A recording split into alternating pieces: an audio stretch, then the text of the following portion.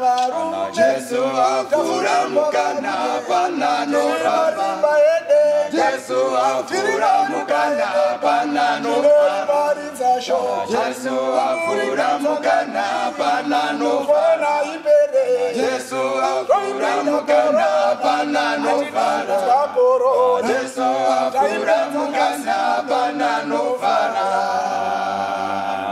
isu tinodzi marimba edenga Mwari wekudenga atiitire zvakanaka munguva yekorona inoi tiri kuti korona ngaipere nezita raJesu.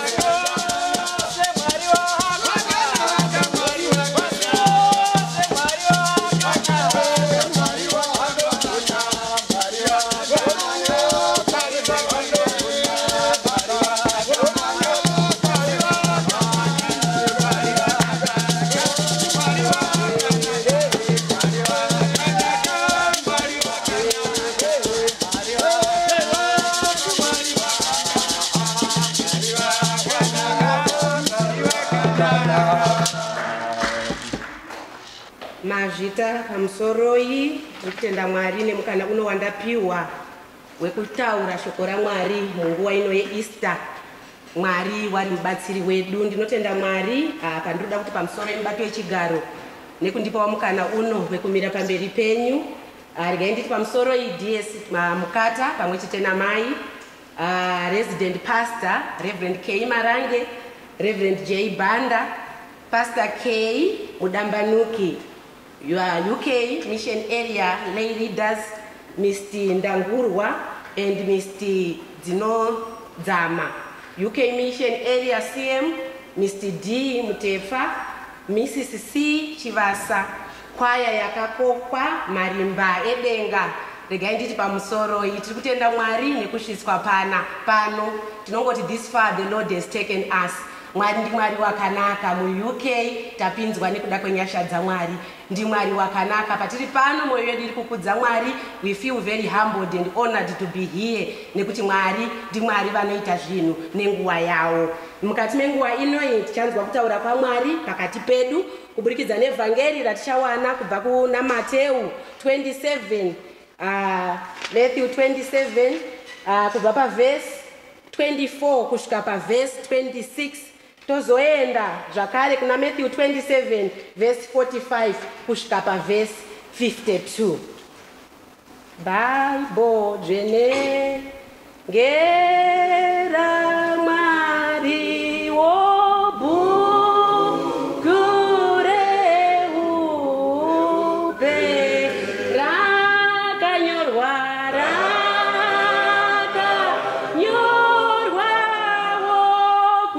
wokuwa rangu ndinorida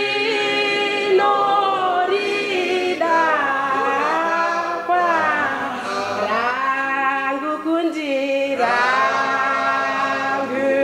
kundionyara ridzawo kutinditiche rangu kundirangu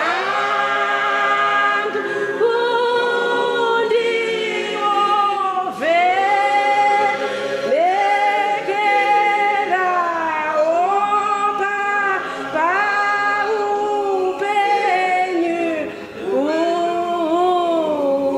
utsva. Kudaira kwangu kuti mapawana ndichatanga kuwerenga Matthew 27 kubva paverse 24 kusvika paverse 26. Ipapo Pilato akaona kuti hazvichambobviri kunyararisa vanhu, asi kutoti pasi kutoti pachamuka bope. Akatora mvura akageza maoko ake, vanhu vachiona.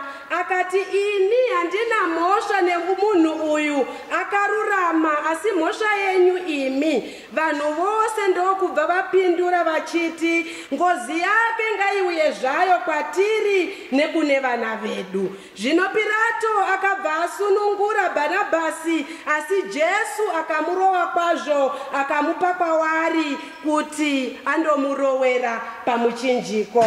Toenda pana Matthew 27 verse 45 kusvika paverse 52.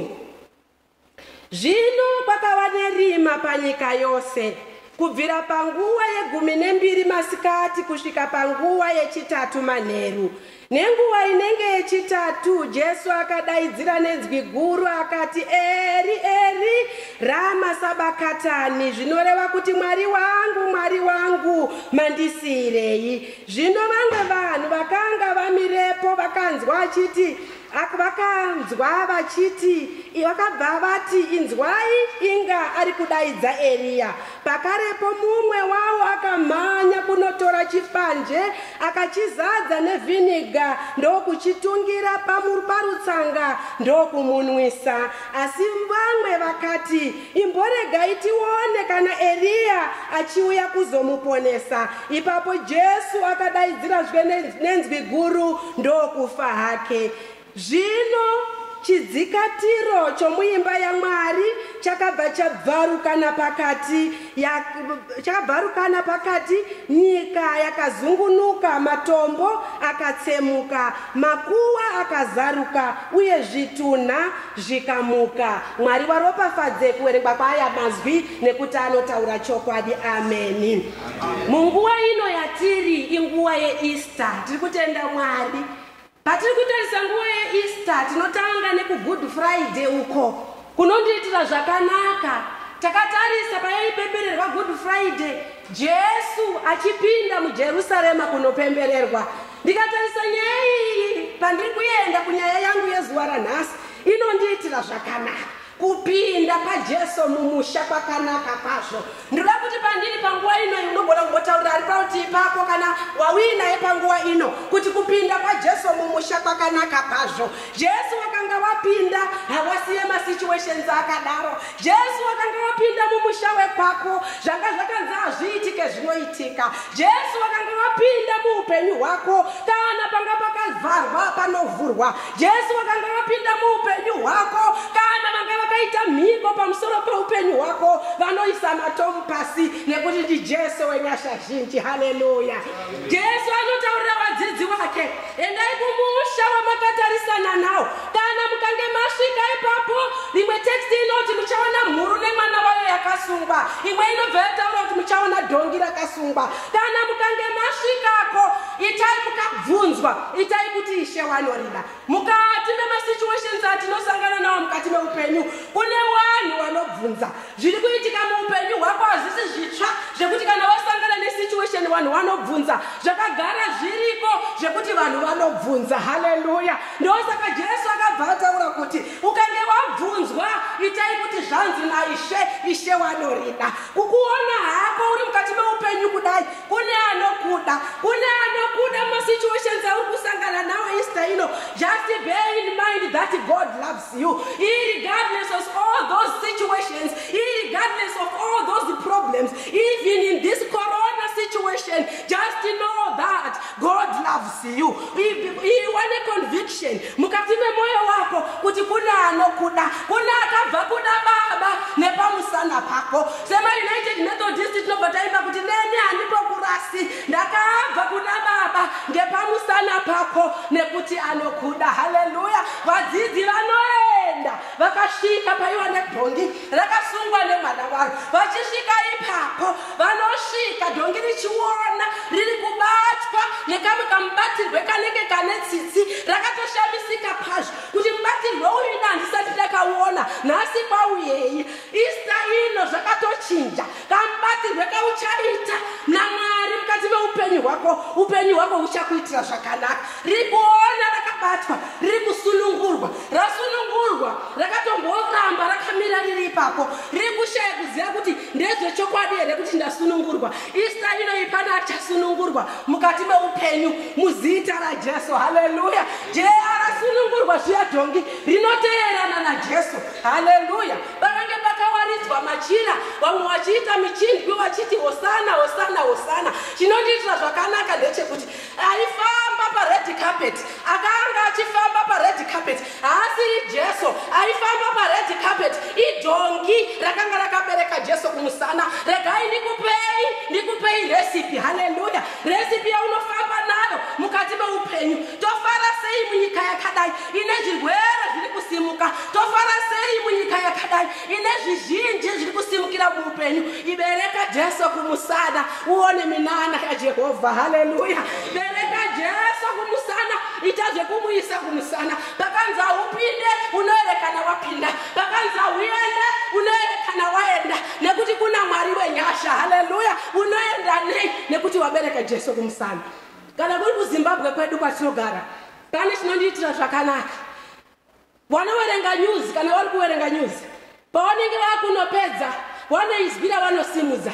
At last, I would like to thank all and the crew behind the scenes. Hallelujah. Amen. Tina Jesu wedu. Wanoita sevasingaonekwe, asi vanoita zvinooneka. Wanoita sevasingabatike, asi vanoita zvinobatika. Ndo vandiri kutaura ivavo kuti muna 2020 uno Easter ino bereka Jesu kumusana. Uone pawangu wakanzi wewe waisirwa malimitations unopapinda muzita raJesu. Abereka Jesu kumusana kudai kune wakarwadzi. Haleluya. Mukati meupenyu panoitirwa favor kana panoitika chimwe chinhu chakanaka muupenyu, ziya kuti there is always opposition. Kune vanorwadziwa, vakuru vakarwadziwa nekuona Jesu ari kufamba ari pamusoro pedhongi. Zvinoitika izvozvo kusarudzwa pane vazhinji, kune zvinogona kusimuka mukati megodo rekurwadziwa. Vaona abereka Jesu kumusana, vanhu vakuru vanobatikana. Haleluya. Paunoitirwa zvakanaka, ziya kuti dzimwe nguva pane anobatikana. Jesu ndishamwari wedu, izwaiwo muta kuri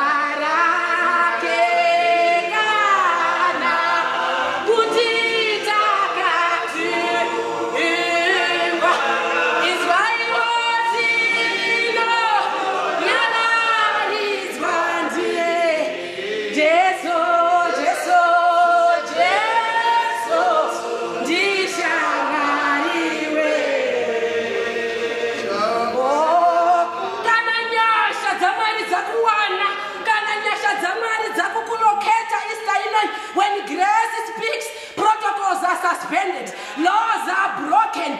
Even connections are needless. Muista inoi nyasha dzamwari ngadzikulokete muzita raJesu. Chindinonakirwa naJesu ndechekuti kana akanga atanga newe azvigarirwe church council. Kana Jesu warida kukusimudzwa azvigarirwe mabhonzi nekuti ndiye wenyasha. Ndosaka akatora mbongoro akasiya manyurusi ane mpere dzakavhawa. Tiri musizeni yenyasha wadikani zvakanzi azvibviri zvinobvira, zvakanzi azvigoneke naJesu zvinogoneka muzita raJesu.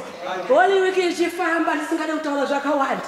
Inotaura zvakare pane mweya inondiitira zvakanaka enyaya yemuonde. Jesu anotuka muonde wakanga usingabereki. Haleluya, haleluya. Muista inoi tiri kukumbirwa kuti tiite michero muzita raJesu kumafamilies kwedu kwatinobva, kunyangwe nekumhuri dzatakasiya kuZimbabwe, kunyangwe nemhuri dzatinosapota kuZimbabwe, tisanete kuita zvakanaka. Haleluya. Jesu akanga aine nzara oenda pane muonde, anoona muonde usina chinhu uine mashizha bedzi. Washayawo here kana kambijana kekuti muonde mazikanirwa unoitwa kana dai isiri season yemaonde unoitwa unobereka twaunoproducer tunonzi tumasvita twekuti anenge aine nzara zvake anotsanziridza akadya. Zvino washayawo here kana svita muimba yaMwari. Haleluya. Chekungotiwo Mwari, it might not be your season yekuita mari, it might not be your season yekuropafadzwa, but washayawo here kana mbijana. Haleluya. Amen. Musoro weshoko nambotenderera ndichienda zvangu. Musoro weshoko wangu wandiri kufamba nawo mukati menguva inoi unotaura kuti it's Friday but Sunday is coming. Hallelujah. It's Friday but Sunday is coming. Hallelujah. Friday haina yakanga ine nyaya dzakaiomera. Hallelujah. Friday is the beginning of change. Hallelujah. Mukati meupenyu hwedu iGood Friday ino yatiri, but remember Sunday is coming. Usafare hako nekuti uri kundiona ndine madambudziko akawanda ndiri kusangana nayo. My dear, let me tell you this, my Sunday is coming muzita raJesu. Hallelujah. Some of you are facing Good Friday issues. Muupenyu hwatiri kurara, mukugara kwatiri kuita, you are facing Good Friday issues. Rejection. Hallelujah, hallelujah. Betrayal, false accusations, zvese zvakasara zara mukati meupenyu hwako. Ndiri kungoti Good Friday issues, but Sunday is coming. Hallelujah. Musi weSonde unosvika, zvikuru zvichaitika. Unogona kutaura ribauti ipapo kuti watch me after 3 days my life will never be the same again. Kana vari vanoimba vanobva what I decree and I declare that my life will never be the same again. Hallelujah, hallelujah. After 3 days, it's a Friday, but Sunday is coming. Biriku mana komana.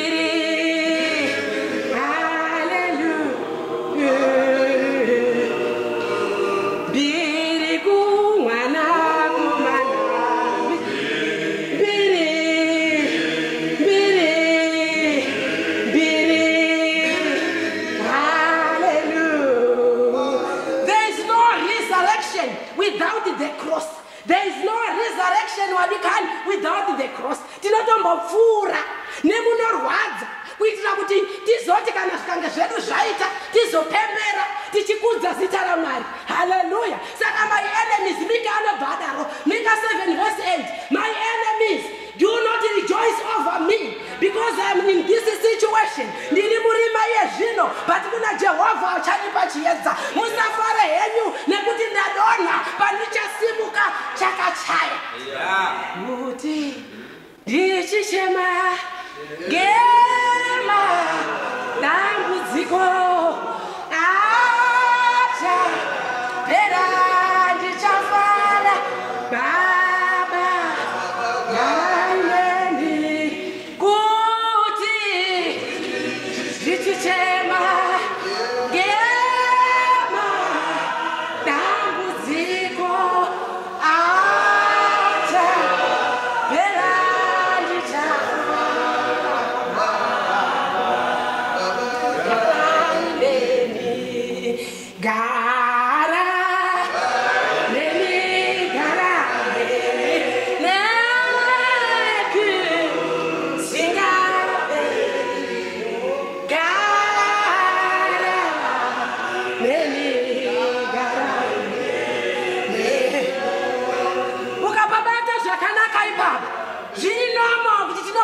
tasangana nenguva dzekuchema.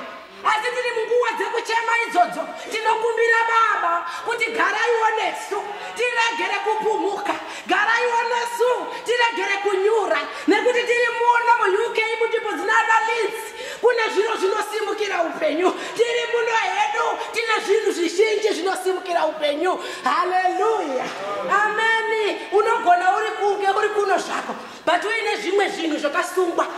Haleluya, zvinotaurwa zvichinzi endai kumusha. Nyaya ndenge ndichataura zvakanzi muno mutaundi hamuna problem. Imi vadzidzi endai kumusha wamakatarisana nawo. Kurova kuti muri muno mu-UK there might be no problem, but endai kumusha. Unogona kunge uri munomu uine vanhu vari kukutaurira kuvillage kuti chidambatamba musweta kabata. Ndinova tiri kutaura kuti unofanira kuregedzwa muzita raJesu. Zvakabatwa nevakaipa zvinofanira kuregedzwa. Sunday is coming. We are on a Friday, but Sunday is coming. Hallelujah. Endai kumusha wamakatarisana nawo. Kune vanogona kunge vari kukurongera uri pano kudai, uri ipapo kudai. Pana anogona kunge ari kutaura nezvezita rako, pana anogona kunge ari kukudeketerera kuchikuwa, and you think everything is okay, but pana ari kutamba nezita rako, ari kuriomberera zviri serious achitaura kuti hapana chinofanira kubuda. Rega ndikutaurire shamwari, rega ndikupe hope mukati mezuva ranhasi, rega ndikupe hope pa Good Friday ino kuti Sunday is coming. Pane zvinogona kuitika nekuti vanhu vane zvinhu zvavanotarisa. Kuna vanoti vakatarisa upenyu hwako vanotobheja kuti hapana chinobuda, zvingaitika sei, nekuti vanhu vane zvinhu zvavanotarisa, vanhu vane maconditions avanotarisa. Kune kana kuti mhodzi imbere chaiyo scientifically vanobva vataura kuti how is this going to happen, and yet there are no 3 conditions necessary for germination, which are good supply of water, good supply of oxygen, and optimum temperature of about 25 degrees Celsius. Kufunga kwevanhu ikoko. Hallelujah. But with or without those conditions, Sunday is coming. Germination is going to happen in the name of Jesus. Zvakanzi zviitike gore rino zvinoitika muzita raJesu. Pavakanzi uende gore rino unoenda nezita raJesu. Pavakanzi usvike gore rino unosvika muzita raJesu. Kuna Mwari, kuna Jesu wakatifira pamuchinjiko. Haleluya. Vanonzi vakamukumikidza.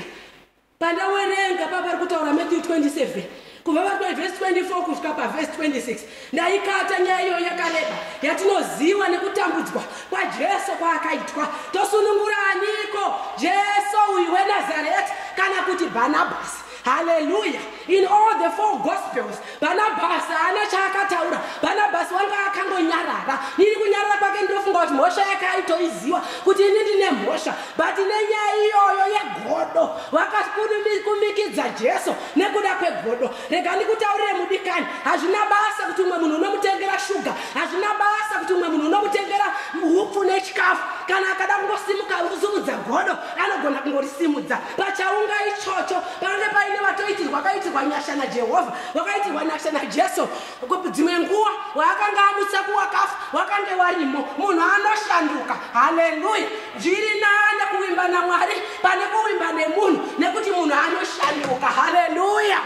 Munhu anokuchinjira so kuchinja statement, kuchinja zvekuti unotoshama nazvo kuti ndiye here wananga ndichitaura naye zuro uya munhu akushandukira, but Mwari hawashanduke. Haleluya. Aitoti akagara ipapo achitongwa, aitotarisa wachona inga ndiniwe wandakati nezuro makange muchichema kuti mwana wangu haasi kuita zvakanaka, inga ndiwe iwewe wandakaitira zvakanaka, Lazaro wandiwe iwe wandiwe here, achiona vanhu vasanduka. Haleluya. Zvikanzi sunungurai Barnabas, uyu Jesu uyu ngaaroverwe pamuchinjiko. Beta muti sunungurirei Barnabas, Jesu ngaaroverwe pamuchinjiko. Haleluya, haleluya.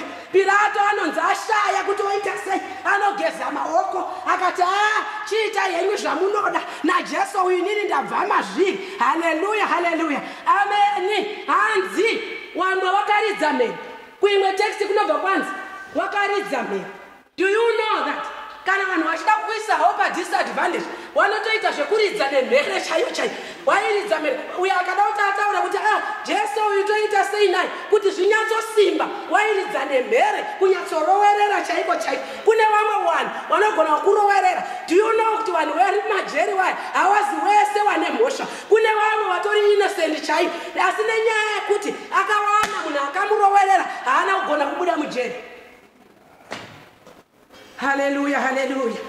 Haana kugona kumubuda, arimo nanhasi ari kusevha mujeri nenyaya yekurowererwa. Jesu akaitirwa godo. Haleluya. Unochengeta godo uri firijeni. Haleluya.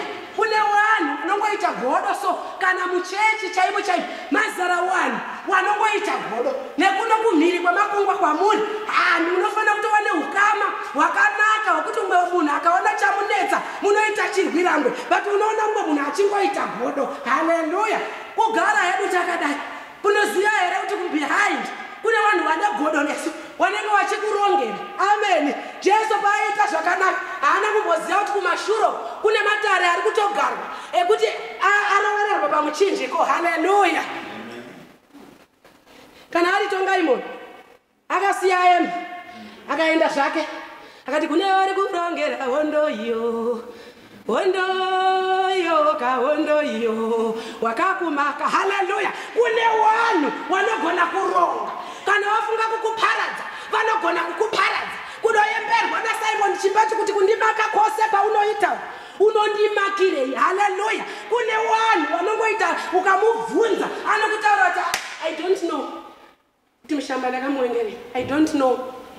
I don't know. I don't even know. I don't even know. Kuti mufundisi Marage ndakavawengerei. I don't even know. I don't even know. Kuti DS Mukata ndakavawengerei. It's just, you know, it's just natural hatred. Kune vamwe vanoedza kuda kujustify chitadzo so vanoedza kuda kujustify kuti vanhu vazvitore sezvinhu zvakanaka. Haleluya, haleluya. Ndio vandiri kutaura kuti aiwa regera wakuwenge. Amen. Regera vanotaura so many things wakutaurira. Amen. Ndio kuti zvigoonekwa kana Mwari wakuita zvinhu. Iye Mwari vanogona kubvisa munhu from zero to hero. Iye Mwari anogona kubvisa munhu from prison to palace. Miraone zvichaitwa naMwari in 3 days. Resurrection day will surely come. Hallelujah. Nezvimwe zvinhu zvausingaziva kuti unazvo mukati meupenyu. Kune wakangwarira kuwiga mablessings eupenyu hwako. Unogona kunga uri mu UK muno uri kungorowa marounds kudai, uri kungorowa marounds kudai, uri kungorowa marounds kudai kuti ubate chinobuda hachibatike. Why? Because pana ari kutaura kuti zvino tinoda kuti kana Satan aine zvako zvaakabata ngaazvidzore nekukasika muzita raJesu. Kana aine mapatapata ako chaiwo ngaadzosere. Ndinonogezesa muzita raJesu. Zvose zvakatorwa taakuzvida muzita raJesu. Amen, amen, amen. Jesu anotorwa, nyaya yacho tinoiziva, anozvuzvurudzwa, anosvipwa, musvipirwa mate, anotukwa, anorohwa. Zvese izvo zvichiitika kumunhu akanga asina mhosva. Haleluya. Anotosvika pavhesi atatawerenga vhesi 45 kufa kwaJesu. Hanzi kwakawane rima panyika yose. Meaning life without Christ is full of Christ. Hallelujah. Is full of crisis. Hallelujah. Upenyu usina Jesu hauna kumira zvakanaka. Upenyu usina Jesu irima rega rega. Kufa kwakaita Jesu nyika yose yakawane rima. Hallelujah, hallelujah. Kureva kuti upenyu unenge usina Jesu hauna kumira zvakanaka. Amen. Ita kuti upenyu hwako kana Jesu kange uinaye mukati meupenyu chiedze ngasinemo Jesu.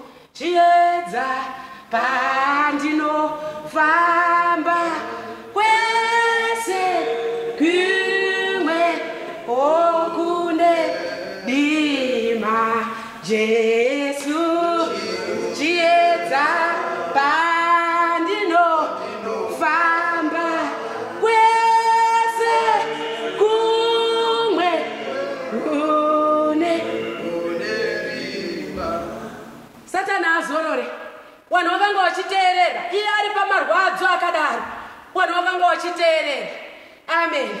Kune vamwe vanoti ukanga uri muserious business, chavo chavanogona ndechekuenda kunoongorora muromo yako. Ndinorangarira eri mupirisita akamboita nguva yakaenda kunoongorora muromo waHana kuti Hana ari kunamata sei, akazomuguma kuti asiwe wamwadorokani. Haleluya, haleluya. Kamunamatire katina kuita paEaster inoi Satani kaambokonfusika. That was one reason why Jesus taught in parables. He taught in parables to confuse the enemies. Mukati menguva yaEaster inoi vanamatira atichaita wakaipa ngaamboshaya kuti zviri kufamba sei muzita raJesu. Haleluya. Vanoshamisika, vanotarisa miromo yaJesu kuti regai titeerere kuti uri kuti. Haleluya. Jesu unosimudza mazwi anosimudza ipapo. Eri eri raba sabakatani, zvinoreva kuti Mwari wangu mandisire. Zvadaro zviya vanhu vanoita wrong interpretation. Amen. Hazvishamisi vanhu vari kuinterpreta upenyu hwako zvisiri izvo. Vari kutotaura kuti azoshupika munhu aimusi muri kuona nzeve dzacho dzinenge dzaakujekera unorwara basi. Ndo wrong interpretation anoitwa nevanhu. Jesu ataura kuti eri raba sabakatani, vamwe vanofunga vanotaura nepasipo zvikanzi inzwai ari kudaidza Eliya. Amen, amen, amen. Zvinogona kuitika izvozvo. Handiwe watanga, but Sunday is coming. It's a Friday today, but Sunday is coming. Surely germination will take place. Zvangu zvaupenyu hwangu zvinogoneka muzita raJesu. Hallelujah, hallelujah. Jeremiah 32 verse 27. Behold, I am God, Lord of all flesh. Is there anything too hard for me? Mwari havaomerwe, vatete ndo vanogona kuomerwa. Mwari havaomerwe, vatezvara ndo vanogona kuomerwa. Mwari havaomerwe, neighbor ndo inogona kuomerwa. Tina Mwari wanenyasha zhinji. Tina Mwari wemutsamukuru. Hallelujah, hallelujah. Chikanzi inzwai. Zviri kuitika kumushikumba kwako iwe. Kana dai wakanzwa zvakanaka, wanotry kuzviinterpreta in a way yekuti wewe ukazozvinzwa back zvakutaurwa unorwadziwa. Wanotry kuzviinterpreta back in a way yekuti wewe ukazozvinzwa unobatikana. Haleluya, haleluya. Iyo zvinhu zvinoitwa nenguwa. Amen. Jesu aigona kungoti achingofa ipapo otomuka, asi zvakatora mazuva matatu. Zvimwe zvinombotora kanguwa kuti mbiri yaMwari ionekwe. Haleluya. Lazaro, Jesu unombodelay. Why delay alei? Kuti mbiri yaMwari ionekwe. Zvimwe zvinhu zveupenyu hwako hazvina kunzi zvarambwa kuitwa, but zvinoitika nenguwa. Ingati nekambo katinobva tati mweya wangu, mweya wangu shina.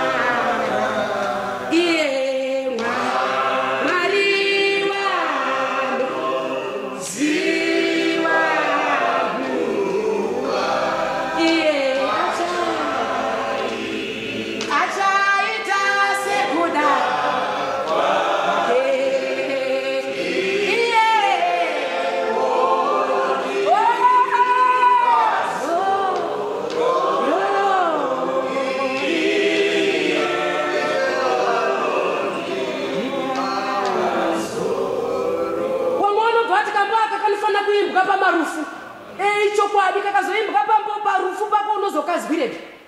Mweya wangu, mweya. Kaifana kubatsira iwe uri mupenyu. Iwe chinyara. Iye. Maria. Ziva. Iye. Achaita sekula.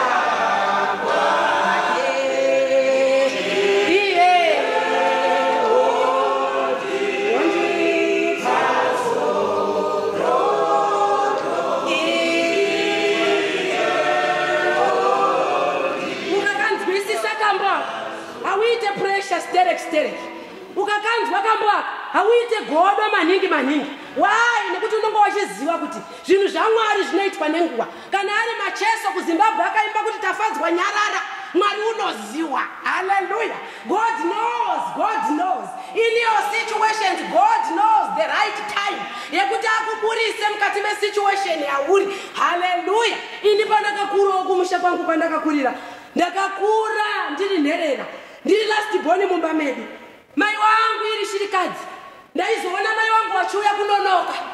padhoo rematicha ndichinyara zvokuti nekuti ndaziva kuti zvinomborewe wachiuya kuzonoka padhoo rematicha unzwa vanhu vakuti ife une mai wako wakabata mabhasiketi awakanga wakabata awairuka kuda kuchengeta mhuri wana 7 ini ndiri last born first born iri grade 7 ndaiwaona wachiuya wachinonoka pakirasi wachinoka zviya wachindiri kutengesawo mabhasiketi wona mabhasiketi aya indichifa nekunyara haleluya mabhasiketi aya ane mazita aizonyorwa rimwe rainyorwa kuzi God knows rimwe rainyorwa kuzi but why haleluya haleluya nekuti wakanga wainewo mibvunzo mukati meupenyu hwavo kuti Mwari izvi zvakaitika sei kundisiyawo inini kuita shirikadzi yechidoko kudai ndiri kuadhiresa umwe munhu pano ane mibvunzo mizhinji kuti why are these things happening to me Mwari vanoziva mai vaizonyora kuti Mwari anoziva bandakuchizviona iye zvino kuti chokwadi kuna Mwari vanoziva zveupenyu hwako neibva wako asangasa but Mwari vanoziva haleluya amen iye zvino izvi mumba mazaka unogona kunge uri kuno kutonzwa kuti uri ku-UK kuno kutonzwa kuti mwana wako uya atova into drug abuse wauri kushingirira kushanda muno ukakwira noku ukadzika noku ukadai hazvitisiye tisinganamati ngatirambei tichinamata paTesalonika kutanga chapter 5 verse 17 inobva yati pray without ceasing even munguva ino yecoronavirus yanetsa pasi pose kudai hazvitimise kunamata pray all the time pray without ceasing haleluya haleluya ndaikazozviona mhinduro yazvo ndakura kudai kuti okay mumba mbuya manje kana Mwari wakuita wakambonyorwa mabhasiketi wanoziva mumba izvozvo hamunamo mabasa makuru asi izvozvo zvokungoti umwe neumwe ane mararamiro ake mune maticha mune manesi izvozvi pana mufundisi akamira pamberi penyu inyasha dzaMwari unotadza here kuti Mwari vanoziva even zveupenyu hwako iwewe Mwari vanoziva ende chinhu chakaiswa munewe naMwari munhu agone kuchibvisa hapana munhu anogona kuchibvisa hapana munhu wenyama inoyi anogona kuchibvisa haleluya amen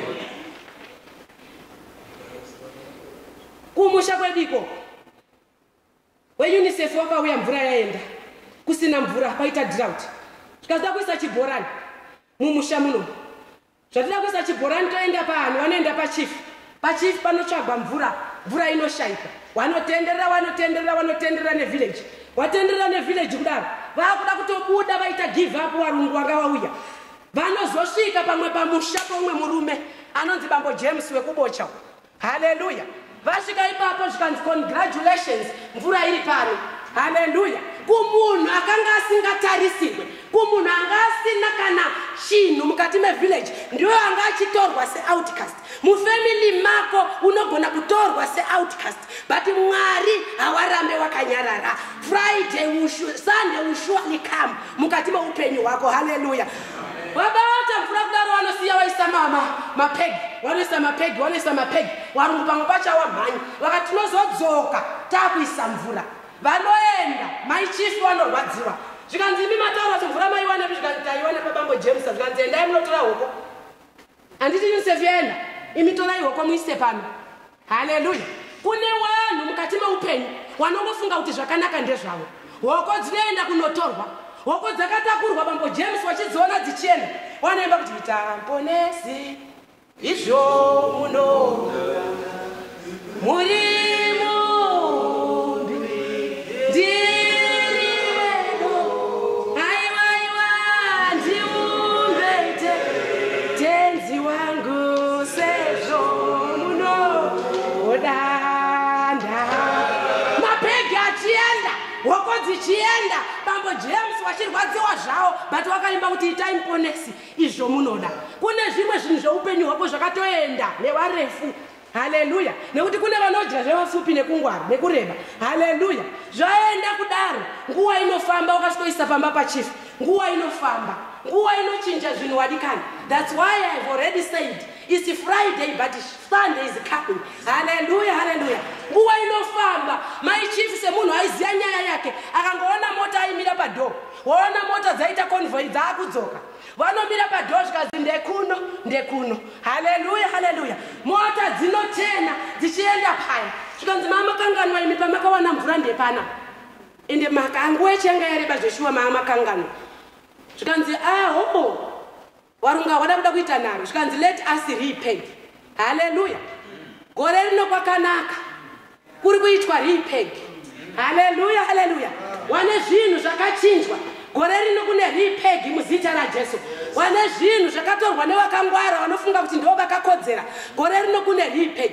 Vanoita repeg, mvura haina kubatika, mvura yakanodzokerera kunobatwa kwaBambo James, yabatwa kudaro pakabva wati hatichaendeyo zvinotava kuchera, wachibva wachera chibhorani paBambo James, haleluya haleluya.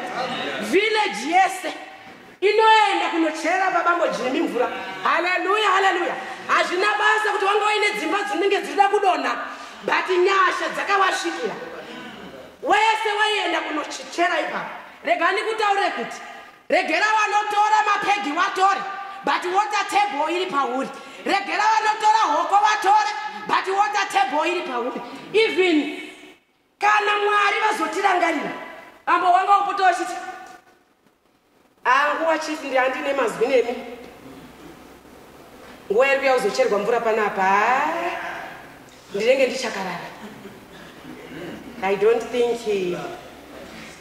it's favorable. Hallelujah. Chifu wachipotodzoka nemigomo yavo, amen amen amen, nekuti pane nyasha dzaitwa naMwari, haleluya haleluya. Kana wakamboda havo Bambo James wari mumunda wombozviimbira zvavo dzemunyika kuti haodi ndisvikewo pano ndini mwendambe ndakuchinja mutemo, amen. Mitemo inonochinjwa nekuda kwapureya muzita raJesu.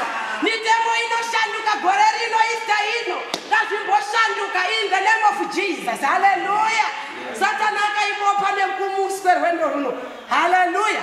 Zvakatochinja, shiri ndo dzaanerekeni gore rino iri, amen. We have got the authority invested in us by Jesus Christ. Hatifane kutya kana kuvhunduka nekuti ari matiri mukuru kupfuura ari munyika. Greater is he who is in us than who is in the world, amen amen amen amen. Pakafa Jesu makuwa anozaruka, amen amen. Pamwe panonzi keteni rinobvaruka, ndo pandonyanyaida ipapo, kubva kumusoro kusvika kuzasi, amen. That means it was unveiling yekuti zviro zveupenyu hwedu zvatanga tisingafungire kuti tinazvo. Unofanira kutaura neighbor yako kuti do you know that you own a house? Do you know that you own a car? Do you know that you are a good driver? Zvese zvichaoneka musi weSunday, amen amen amen. Paitika unveiling musi weFriday, keteni rakabvaruka, chidzikatiro changa chakanzi izvi kune vanogona kana mukati meupenyu kuti ukaamusvikiba, haleluya, kumaholy of holies ukaamusvikewo, haleluya. Asi nekuda kwekuti Jesu akatifira tinosvika nezita raJesu, haleluya. We are more than conquerors through Christ. Ngatisimbiswei patiri kufamba mukati meupenyu, munyika isiri yedu, munyika yatiri kugara, tiri kuita sevatorwa. Ngatirambei tichishingirira tichiziva kuti kuna Mwari wanorarama. Ngatirambei tichishingirira tizive kuti madambudziko angawapo, but we always conquer. Tinokurira nekuti Mwari wanesu, Mwari vatigonese, Mwari vatiitire zvakanaka. Kune zvizhinji Mozisi Satani akada hake kana vari wezimudhanisi wakaimba kuti finhu finhu. Satani kana akada anogona kutifinhura so mukati meupenyu, kuisa zvinhu zvisizvo pamusoro pemablessings edu, haleluya haleluya, amen amen amen.